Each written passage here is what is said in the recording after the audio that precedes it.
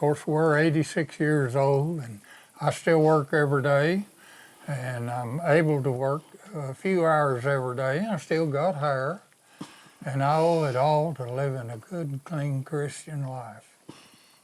And it sure is a lot easier at 86 years old to live a good, clean Christian life. How did you two meet?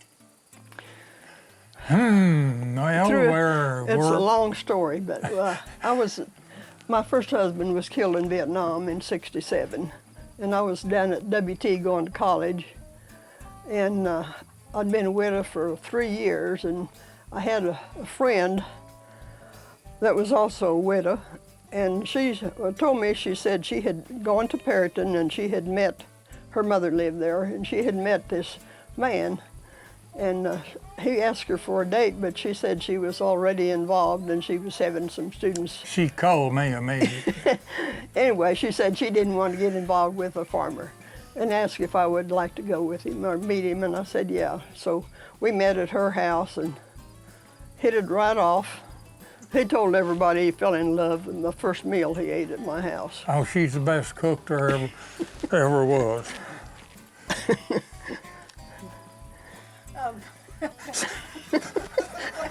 Pardon. I hope I said it. That will be edited. No, that's staying in. My father was very, very religious, so I was raised very, in fact, I never did dance until I met him. The first place I took her to after we were still going together. Yeah, our first date. Our first date, I took her to the Miami cow calling back when they stomped the floor pretty loud. And I think I traumatized her at that time. So we corrupted her good right there. He tells everybody I was sure easy to corrupt.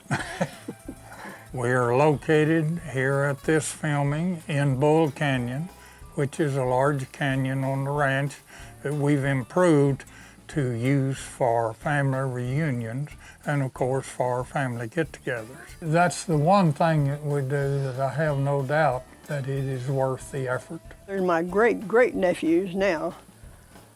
Come from New York City or from California and all live in the city.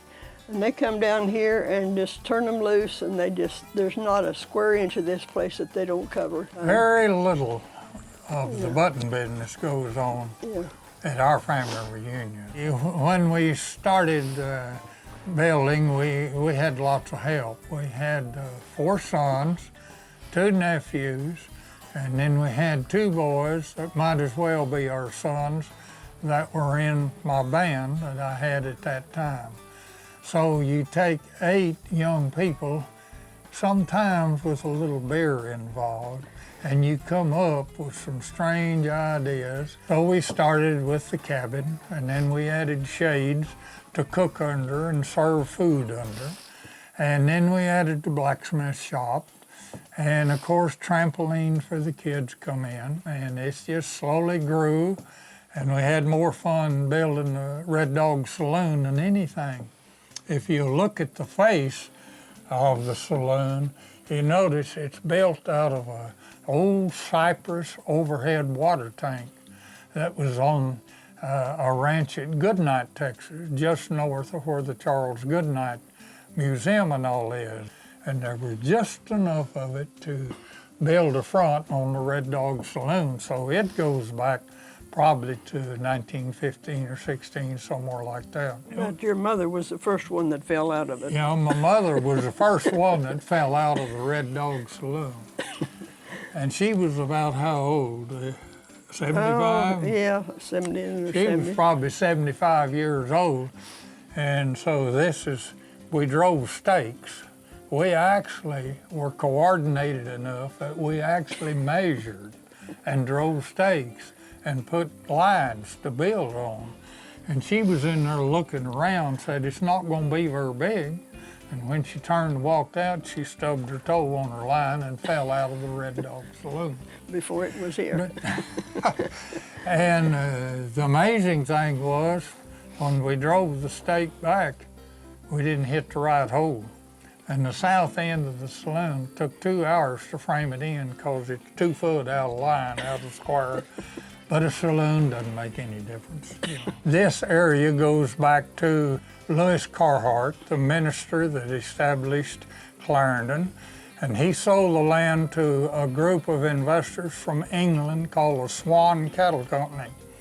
They operated for about 6 years and then went broke. And their land, it was called, they branded the Broken Heart brand, and they raised horses and mules and some cattle. But they went broke, and the parcel of land was sold on the courthouse steps of today's Donnelly County. The courthouse is still there. And it was a sheriff's sale, and ALFRED ROWE, who was also from England and had large land holdings there, he bought the entire block. It was approximately 61,500 acres, about 96 sections of land. And he added that to his already existing row ranch. And at that time, he ran from Highway 70 to the Wheeler County line, and from McClellan Creek on the north side of I-40 down to about Headley. So it was a huge ranch, and our ranch was just one of the places inside that. Then ALFRED ROWE became Body 109 on the Titanic when it sank. And they couldn't settle the estate because World War I was in the process, and when the war was over, then his estate was settled. And Billy Lewis bought the land at that time, and he also owned other big ranches. In fact, he was considered the largest Texas landowner for a period of time before he died. Then after that, the land was divided up and sold to several different places. There were a few Rowe heirs still left, and they took parts of it. And our part of it here was bought by Mr. McMurtry, Charlie McMurtry. And his family all is famous from the Abilene, Archer City area. I think I'm correct in saying he was a great uncle to Larry McMurtry, who of course wrote Lonesome Dove. But Mr. McMurtry ran the land several years, and then he finally sold the North Camp, Red Camp they called it, to my father in 1949. In about 1990, we became involved with the Barbar Collectors of America, and I was a tool collector at that time and started collecting just hand tools of all types. I've given the really good ones, the keeper museum quality tools, given them to Clarendon and Square House, and a big collection went to Elk City, Oklahoma, in their farm museum there. And I put a set of barbed wire collecting tools in the museum at Perryton. And of course, our museum that we established in McLean put all of the barbed wire tools nearly into there. The barbed wire collectors only had one museum in 1990, and that was at La Crosse, Kansas, and it was a very small museum. They wanted to establish a larger museum on a more well-traveled road. Well, McLean is I-40 and old Route 66. So we had an empty building there that was once a brassiere factory for Sears. And it operated for 20 years and worked 100 women during that time. And they closed the factory down and moved it to Pampa, and then I think it went to Mexico. So the building was empty.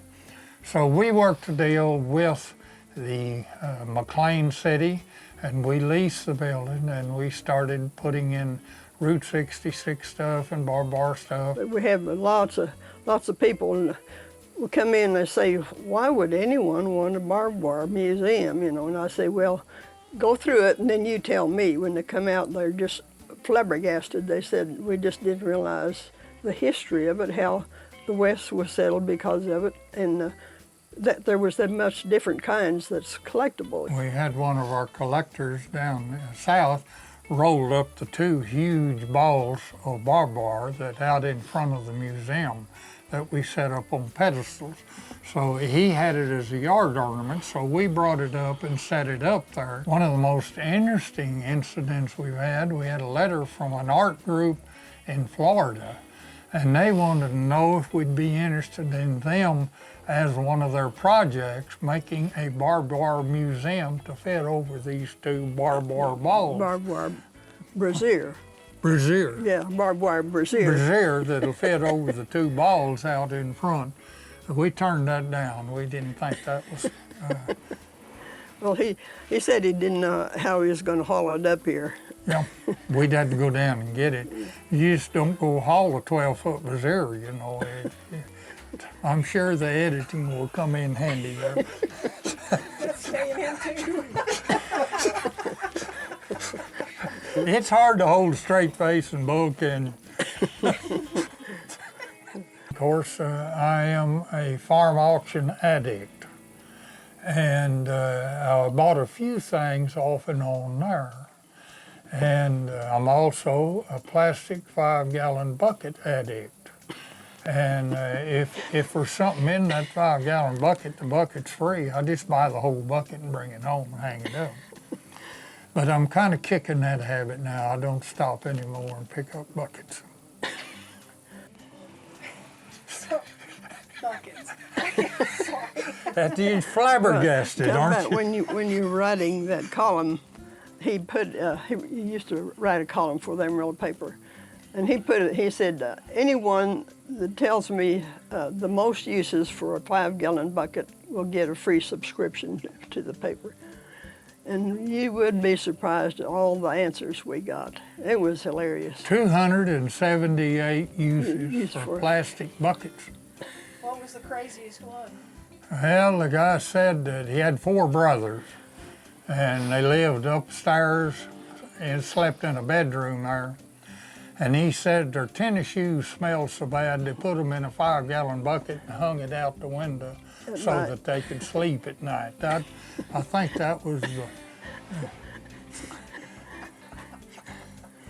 my neighbor said that she soaked her feet in it, but her feet got so big she couldn't put them in the 5-gallon bucket, so she had to quit that. And one bachelor said that he stacked his up, sideways, and that's what he put his underwear and his socks and all his laundry in. He didn't have a dresser or chest of drawers or anything. That's what he put The in. man at Canadian teaches cow dogs, and he has a pen and he lays a 5-gallon bucket down on its side in that pen and teaches cow dog pups to pin ducks into the 5-gallon bucket. That's how he teaches his dog. What's the most trouble he's ever been in with you? Most trouble. How long is this program?